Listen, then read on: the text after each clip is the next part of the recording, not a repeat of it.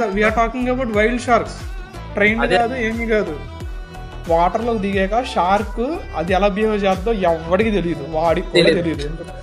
ఒక ఓషన్లో 4 miles mid ఓషన్లోకి వెళ్ళి అక్కడ వాడు ఒక 1 అవర్ వాటర్లో దిగి వాడు కొన్ని సౌండ్స్ చేస్తాడనమాట, షార్క్స్ని అట్రాక్ట్ చేసే సౌండ్స్. ఒక షార్క్ వస్తుంది, అది ర్యాండమ్ షార్క్, అది పెట్ కాదు, అది ట్రైన్డ్ కాదు, వైల్డ్ షార్క్ అనమాట.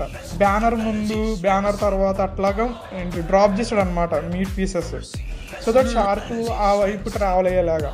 సో లిటరల్లీ నాకు తెలిసి 2-3 అవర్స్ పట్టినట్టుంది ఆ వీడియో మొత్తం ఆడు చేయడానికి.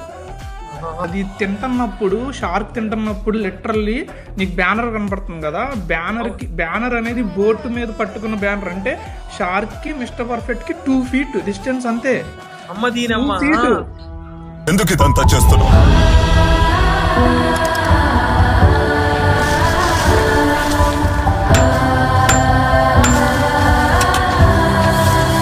చెప్పు, ఎవరి కోసం ఇదంతా చేస్తున్నావు?